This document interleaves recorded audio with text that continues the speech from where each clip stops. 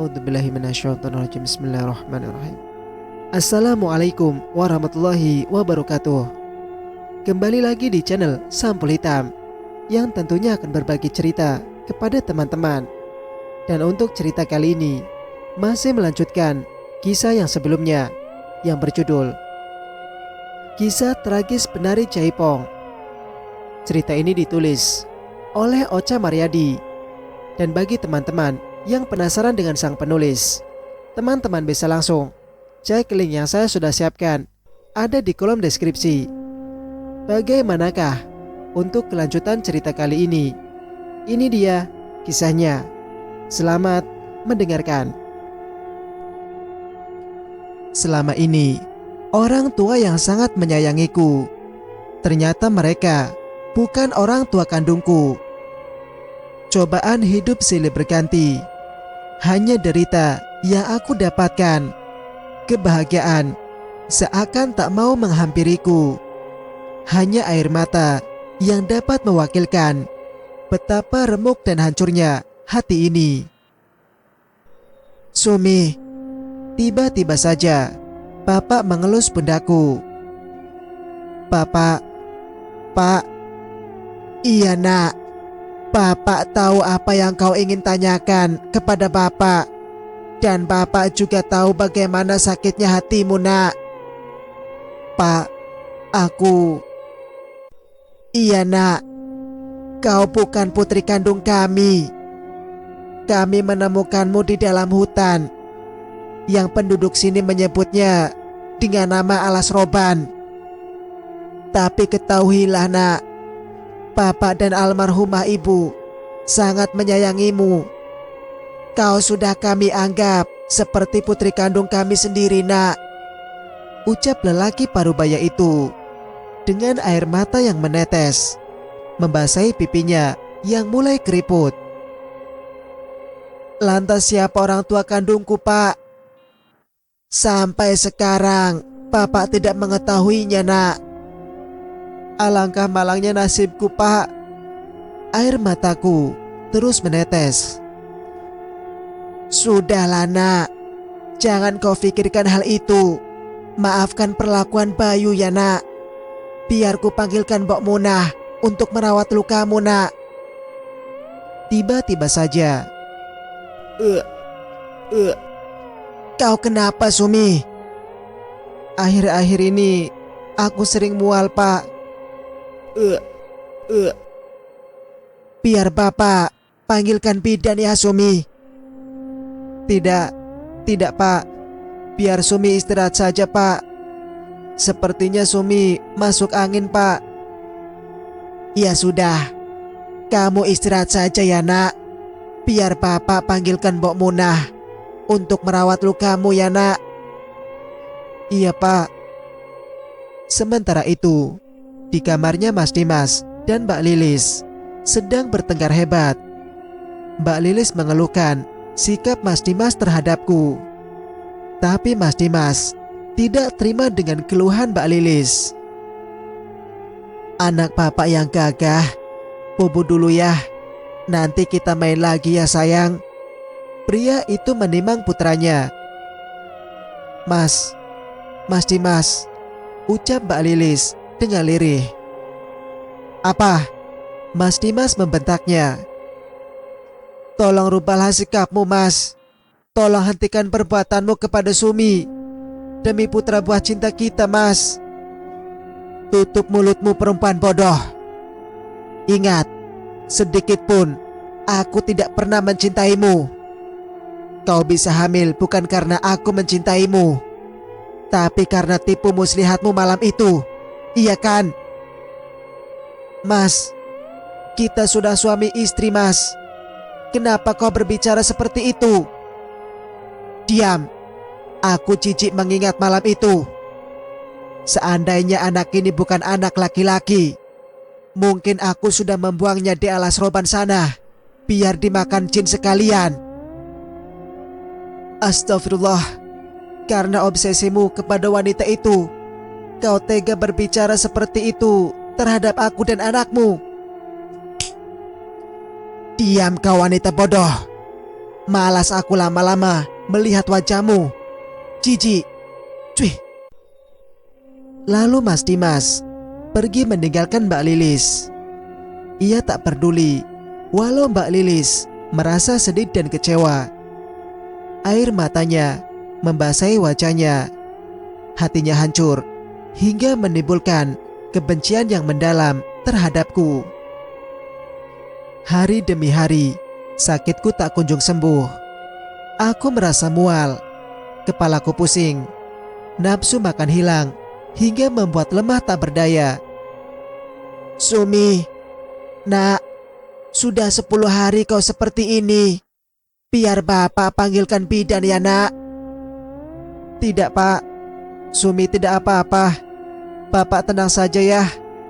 Kurai tangan bapak dan menciumnya. Tidak, kali ini kau tak boleh membantah bapak. Tapi pak, Supron, saya juragan. Tolong kau panggilkan bidan atau mantri untuk Sumi ya. Baik juragan. Mang Supron pun pergi memanggil bidan. Dan setelah beberapa jam, bidan itu pun datang. Permisi Non Sumi, biar aku periksa ya. Bidan itu mulai memeriksaku dengan senyum di wajahnya. Iya, jangan panggil Non, panggil saya Sumi saja bu. Baik Sumi, ini ada alat untuk mengecek urin. Kau lihat saja petunjuk yang ada di kemasan ya caranya. Iya bu. Silahkan ke kamar mandi. Saya tunggu hasilnya. Aku mengangguk dan segera masuk ke kamar mandi. Dan alangkah terkejutnya aku ketika melihat hasilnya garis merah yang keluar, menunjukkan kalau aku tengah hamil. Bagaikan disambar petir di siang bolong, hatiku remuk seketika. Cobaan apa lagi yang Tuhan berikan kepadaku? Air mata tak tertahan lagi. Ingin rasanya aku mengakhiri hidup ini saat itu juga. Gimana hasilnya Sumi? Coba saya lihat, ucap bidan itu. Ini bu. Wah, selamat ya, kamu hamil Sumi. Apa? Tiba-tiba bapak datang dan terkejut. Iya juragan, Sumi hamil 1 bulan. Dan ini resep obat dan vitaminnya. Nanti jangan lupa ditebus ya juragan. Iya bu, terima kasih. Baik kalau begitu, saya permisi dulu ya juragan. Jaga kesehatanmu ya Sumi, ucap bidan itu, lalu tersenyum. Lalu datanglah Mas Bayu. Ia memarahiku lagi dengan suaranya yang lantang dan menggelegar. Lihat pak, anak haram ini akan mewariskan sifat ibunya. Ia akan melahirkan anak hasil perkosaan. Entah siapa bapaknya. Pak, kita akan menanggung malu pak. Di mana harga diri dan martabat yang selama ini kita jaga? Orang-orang akan menghina kita pak. Benar yang dikatakan Mas Bayu pak. Lebih baik kita usir aja perempuan jahanam ini, balas Mas Joko. Joko, kau sama-sama memusuhi adikmu sendiri Joko. Aku akan merawat dan membesarkan anaknya, walau tanpa seorang bapak. Biar bapak yang akan menjadi bapaknya. Aku yang akan menikahinya. Tiba-tiba suara Mas Dimas terdengar sangat lantang, memotong pembicaraan bapak dan Mas Bayu, membuat kami semua terkejut, termasuk juga aku yang sangat membenci Mas Dimas. Aku yang akan menikahi Sumi pak. Kau gila mas, ucap Mbak Lilis dengan penuh emosi. Laki-laki bodoh kau Dimas.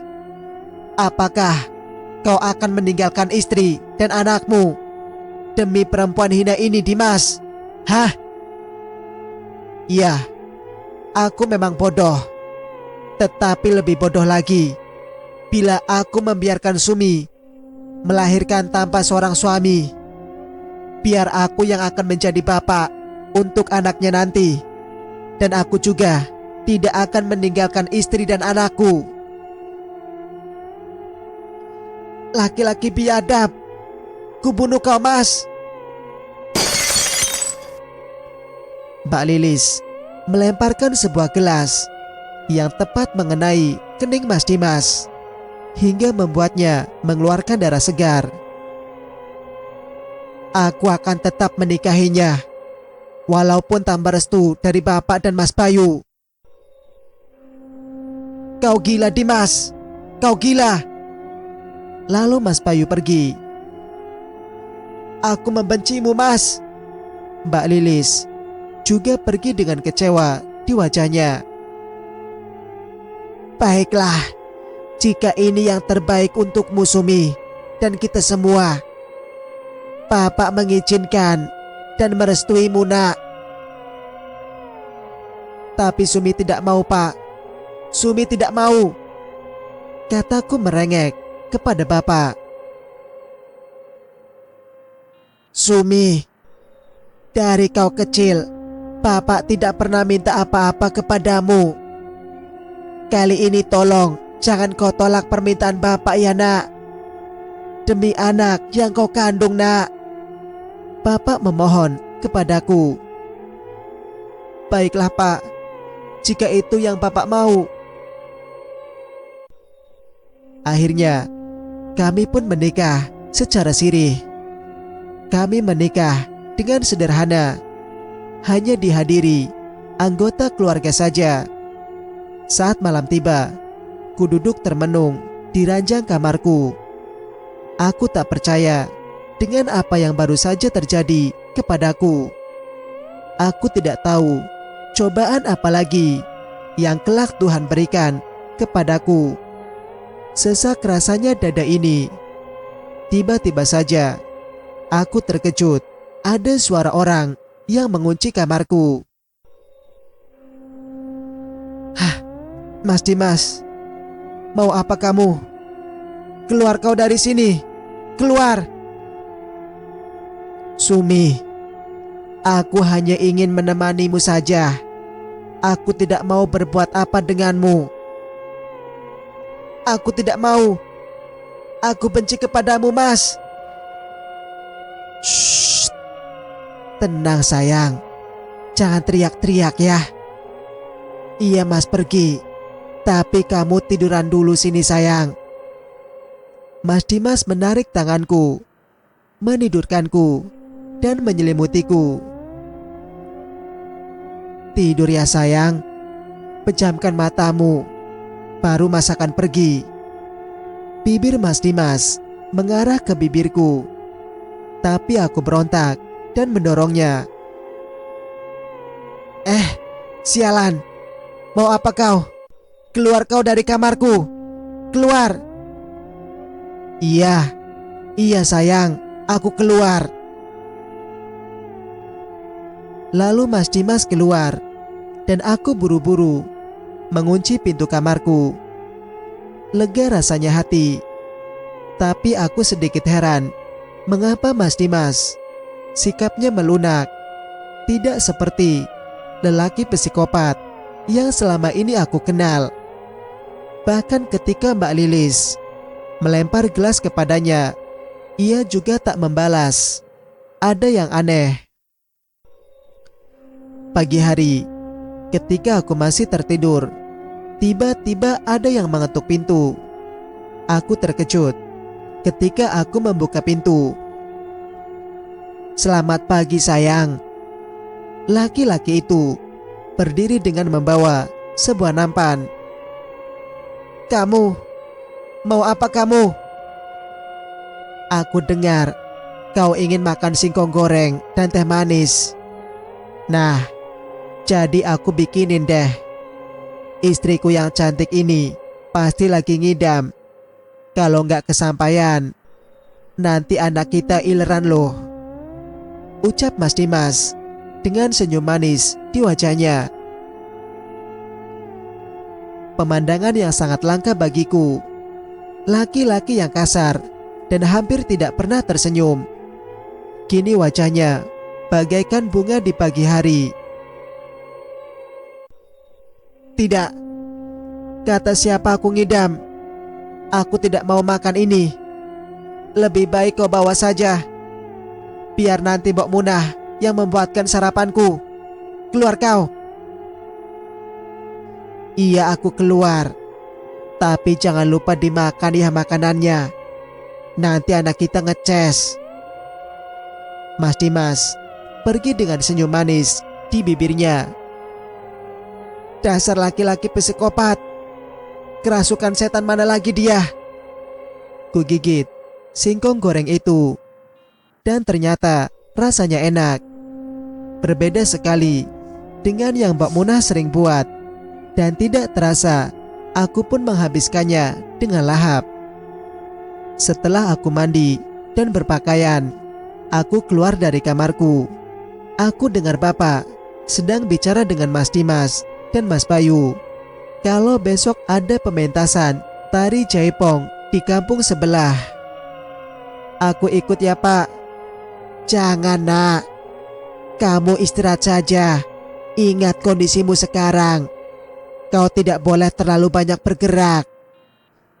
Ayolah Pak, aku bosan di rumah Pak. Tidak, Mas tidak mengizinkan kamu menari Sumi, balas Mas Dimas dengan tegas. Aku tidak bicara denganmu Mas, balasku ketus. Sumi, kau kan lagi. Malas aku berdebat denganmu Mas. Lalu aku pergi meninggalkan Mas Dimas dan Bapak. Tapi Mas Dimas mengikutiku. Sumi, Mas mohon, jangan pergi ke pentas itu. Ingat kondisimu sayang. Iya, aku tahu Mas. Tapi jika kau tetap melarangku, aku akan bunuh diri. Biar anakmu yang ada di perutku ini mati bersamaku Mas. Shh, jangan bicara seperti itu sayang. Iya, Mas izinkan. Tapi kamu hati-hati ya. Jangan terlalu banyak bergerak. Pelan-pelan saja ya. Mas tidak mau. Cukup jangan kau teruskan lagi kata-kata busuk kamu. Aku jijik mendengarnya. Lalu aku berlari masuk ke kamarku. Singkat cerita, akhirnya aku dan rombongan tiba di tempat pementasan itu. Sebuah rumah yang cukup besar mengadakan acara yang sangat meriah. Kami pun mulai bersiap. Aku duduk di sebelah 3 orang laki-laki yang ternyata mereka sudah mendengar kabar pernikahanku dengan Mas Dimas. Hingga mereka meledek dan menghinaku. Ada Sumi. Sumi, bagaimana kabarmu? Kata salah satu dari mereka. Pasti baiklah. Dia baru saja nikah dengan Dimas. Dimas mau aja ya. Orang lain yang menikmati, dia yang mengawini. Hahaha. Mereka tertawa terbahak-bahak. Ibarat kata, orang yang makan nangkanya, Dimas yang kena getahnya. Hahaha. Mereka tertawa lagi. Maaf, saya permisi dulu. Aku pergi, tak menghiraukan mereka. Gendang ditabu, gamelan pun dimainkan. Akhirnya aku menari dengan indahnya. Aku merasa bahagia melakukan ini. Tiba-tiba saja, ketiga laki-laki itu naik ke atas panggung dan ikut menari. Kuhentikan tarianku, tapi mereka menarik tanganku dan mencoba memelukku. Tiba-tiba saja, kras, buk. Salah satu dari mereka jatuh tersungkur dengan golok menancap di perutnya. Ia pun mati seketika. Semua orang berteriak histeris melihat Mas Dimas mencabut golok itu dari pria itu. Darah segar menyembur dari mulut dan perut pria itu. Berani-beraninya kau sentuh istriku, laki-laki busuk. Kalian membuatku marah. Dari tadi kuperhatikan kalian menghina istriku. Sudah cukup kesabaranku bajingan. Cerap. Satu lagi dari ketiga pria itu, kepalanya ditebas oleh Mas Dimas hingga kepalanya putus, menggelundung jatuh ke bawah panggung dengan darah segar menyembur membasahi wajah dan pakaianku yang berdiri tepat di dekat pria itu. Semua orang berhamburan lari terbirit-birit. Mereka tidak ingin terus menyaksikan pembantaian yang dilakukan oleh Mas Dimas. Dan sisa satu dari ketiga pria itu, ia meminta ampun kepada Mas Dimas. Ampun, ampun juragan muda. Saya mohon, maafkan saya. Jangan bunuh saya juragan muda. Kasihanilah saya. Istri saya lagi hamil juragan muda. Lelaki itu duduk bersujud dengan badan yang bergetar ketakutan. Apa? Kau bilang istrimu sedang hamil. Lalu mengapa kau lecehkan istriku? Dia juga tengah hamil, sama seperti istrimu. Manusia terkutuk. Keras. Ah! Laki-laki itu teriak kesakitan setelah Mas Dimas menebas satu pergelangan tangannya hingga terputus. Sial, lagi-lagi darah kotor kalian mengenai wajah istriku. Kau harus mati. Mas Dimas mengayunkan goloknya tadi. Cukup, cukup Mas. Kau gila. Hentikan kegilaan kau ini Mas, teriakku kepada Mas Dimas. Kali ini kau selamat karena permintaan istriku. Pergi kau laki-laki bodoh, sebelum aku menebas lehermu. Pergi. Pria itu lari sempoyongan dengan tangannya yang terputus. Mas Dimas lalu menarik tanganku. Ia membawaku pulang. Lepaskan tanganku lelaki psikopat. Lepaskan. Ayo kita pulang. Kan Mas sudah bilang Sumi tidak boleh nari. Sumi bandel sih.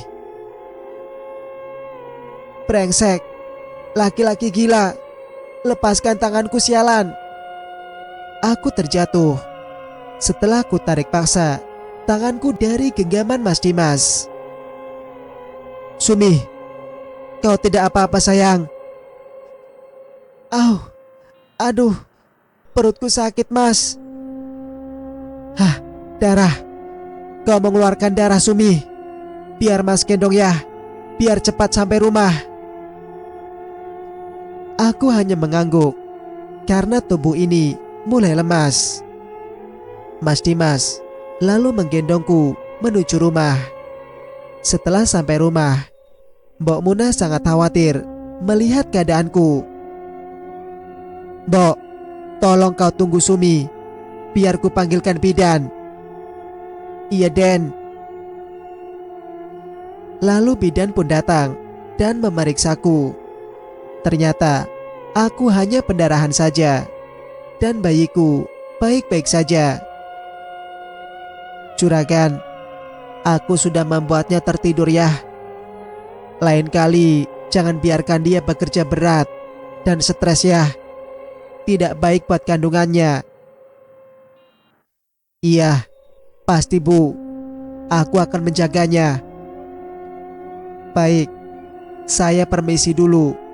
Obatnya jangan lupa ditebus ya. Baik. Tiba-tiba Mbak Lilis datang dan memarahi Mas Dimas. Mas, apa yang terjadi? Kenapa kau berlumuran darah begini, Mas? Tidak usah banyak tanya kau perempuan bodoh. Malas aku berdebat denganmu. Permisi, Mas. Mbak, biar Mbok ganti dulu pakaian Neng Sumi. Kasihan pakaiannya basah. Pasti dia kedinginan, Mas. Ucap Mbok Munah, memotong perdebatan kami. Cerita pun bersambung. Bagaimana menurut pendapat kalian? Jika kalian suka dengan ceritanya, jangan lupa like, komen, dan subscribe channel ini agar bisa mendengarkan cerita-cerita berikutnya. Wassalamualaikum warahmatullahi wabarakatuh.